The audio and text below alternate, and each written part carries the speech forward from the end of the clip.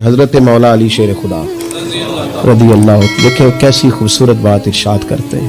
حضرت علی المرتضیٰ رضی اللہ تعالیٰ عنہ فرماتے ہیں جب تک تو نے اپنا راز بیان نہیں کیا اتنی دیر تک تیرا راز تیرا غلام ہے، اور جب تو نے اپنا راز اپنی زبان سے بیان کر دیا اب راز تجھے اپنا غلام بنا لے گا، تو راز کا غلام ہے۔ اب تو اس کی غلامی میں زندگی گزارے گا، تو ڈرے گا کہ یہ اس کا ذکر نہ ہو جائے، یہ پتہ نہ چل جائے۔ ہمارے پاس تو بہت بڑی بارگاہیں ہیں، خدا کی بارگاہ، محمد مصطفیٰ کی بارگاہ صلی اللہ تعالی علیہ وسلم۔ تھوڑی دیر رات تنہا بیٹھے مصلی پہ، اپنی باتیں اللہ رسول سے کریں یا اللہ والوں سے کریں، دعائیں لمبی لمبی مانگیں، درود پاک تنہائی میں پڑھیں، وہاں راز کہیں جہاں پردہ پوشی بھی ہوگی، اور جب آپ اللہ رسول کی بارگاہ میں دکھ سنائیں گے تو کرم بھی برسے گا۔